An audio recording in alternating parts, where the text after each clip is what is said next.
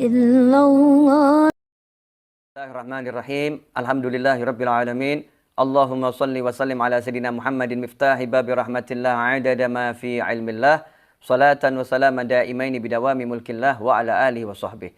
Assalamualaikum warahmatullahi wabarakatuh. Alhamdulillah kita bisa bergabung kembali ya, duduk bersama dalam kajian Orang Bijak Berkata ya, Orang Bijak Berkata. Pada episode yang lalu kita telah belajar tentang bagaimana nasihat Sayyidina Salman Al-Farisi radhiyallahu anhu tentang bagaimana seharusnya kita memanfaatkan usia kita ya, tentang masalah waktu agar kita manfaatkan waktu kita sebaik mungkin.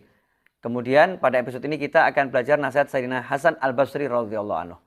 Nasihat Sayyidina Hasan Al-Basri radhiyallahu anhu. Judulnya adalah Teliti Aibmu Sendiri. Ini nasihat ini saya ambil dari buku yang ditulis oleh Habib Abdullah bin Alwi Al-Haddad, yaitu kitab Ad-Da'watut Tamah, yang ada pada halaman 226 sampai 227.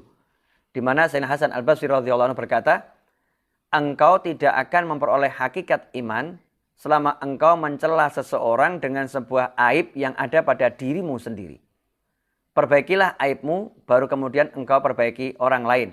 Setiap kau perbaiki satu aibmu, maka akan tampak aib lain yang harus kau perbaiki.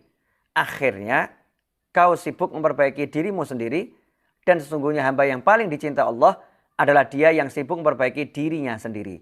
Sepanjang sejarah kehidupan manusia, tidak ada hari seperti hari kiamat.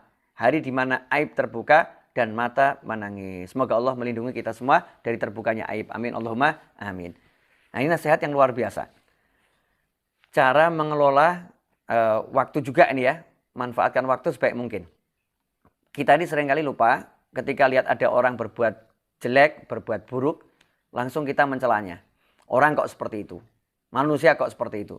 Mencela dalam tanda kutip ya, merendahkan, menghinakan. Di hati ada rasa merendahkan. Ini adalah kesombongan yang luar biasa. Kalau kita menasihati, itu perintah, amar ma'ruf nahi mungkar. Orang itu harus saling menasihati, ya, saling mengingatkan, betul. Tapi hati tidak boleh ada rasa menjelekkan atau merendahkan. Bahkan kalau sampai tampak di fisik ya, dengan mata yang memicing, mata yang menghinakan seperti itu.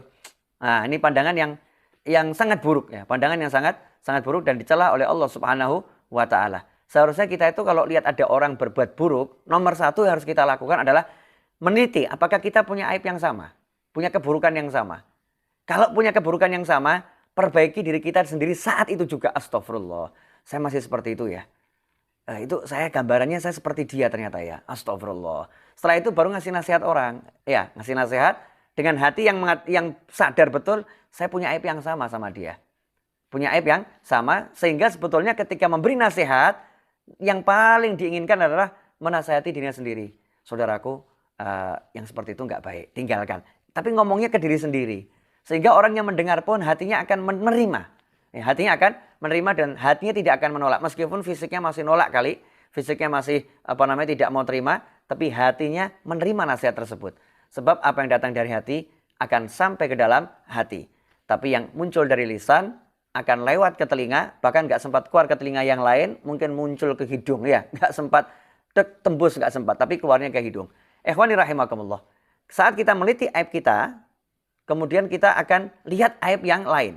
Satu kita perbaiki, akan kita lihat aib kita yang lain. Sehingga 24 jam hidup kita akan sibuk meneliti aib kita sendiri. Gak sempat cari-cari aib orang lain. Nah, ini yang kadang ini kita ini kurang kerjaan ya. Pengangguran kita ini banyak waktu sehingga hidup kita cari aib orang lain. Niti-niti aib orang lain. Cari-cari kesalahan orang lain. Bahkan orang udah jelas kelihatan baik loh, gak kelihatan jelek. Kelihatan baik, orang sholat pun kita titi aibnya kok. Ya, orang ibadah, orang sedekah, orang cari ilmu, ya orang berdakwah, orang berbuat baik itu masih dicari aibnya. Karena dia begini, dia itu begitu sok, dan seterusnya. Kita cari 1000 aib untuk kebaikan orang lain. Naudzubillah min dzalik. Ini sesuatu yang sangat buruk. Seharusnya kalau ada orang berbuat baik, kita apresiasi, kita syukuri, dan kita cek kita punya kebaikan yang sama atau tidak. Kalau kita nggak punya, maka jadikan itu contoh. Tapi kalau kita punya, kita syukuri. Kalau kita lihat keburukan orang lain, langsung cek kita punya keburukan yang sama atau tidak. Kalau punya keburukan yang sama, langsung istighfar. Nah, meliti aib ini Jadikan kebiasaan. Bahkan Nabi SAW sekali duduk istighfar 70 kali atau 100 kali. 70 sampai 100 kali. Allahumma sholli wa sallim alaih. Padahal beliau nggak punya kesalahan. Beliau nggak punya dosa. Beliau udah dijamin sama Allah Ta'ala. Semuanya ya dimaafkan dan diampuni Allah. Seandainya punya dan beliau tidak pernah punya. Nggak pernah punya. Tapi udah punya jaminan. Lah kita ini yang banyak dan nggak punya jaminan. Nggak mau istighfar niti aib kita. Coba kalau satu istighfar kita atau mengistighfari satu dosa kita. Nggak akan berhenti kita istighfar. Astagfirullah, astagfirullah, astagfirullah. Nah kalau hidup sibuk niti aib. Maka kita akan sukses dunia dan akan sukses akhirat. Itu yang paling dicintai Allah Ta'ala. Hamba yang sibuk membersihkan dirinya sendiri. Hamba yang sibuk meliti aibnya. Sehingga nanti di akhirat. Karena dia nggak suka bongkar aib orang. Dia suka bongkar aibnya sendiri di dalam dirinya ya. Bukan diomongkan orang aib kita. Kita nggak boleh bongkar aib kita ke orang lain. Maksudnya meneliti aib kita sendiri. Kalau udah terbiasa meneliti aibnya sendiri. Maka nanti di akhirat, di hari kiamat saat semua aib terbuka. Maka saat dibuka nggak punya aib lagi. Bersih memang kok. Nggak ada kotoran. Karena udah di dunia dia proses, dia benerin aib-aibnya. Dan udah dia minta ampun sama Allah Ta'ala akan aibnya. Dan dia tutup aib orang lain. Mudah-mudahan kita semua bisa belajar untuk meneliti aib kita agar menjadi manusia yang lebih baik, manusia yang lebih hebat, sukses dunia, sukses akhirat. Insya Allah berkah manfaat. Mohon maaf atas segala kekurangan. Mudah-mudahan kita bisa bertemu pada episode Orang Bijak Berkata berikutnya. Jangan lupa share ya dan ajak orang lain untuk menonton kajian ini. Terima kasih. Wassalamualaikum warahmatullahi wabarakatuh.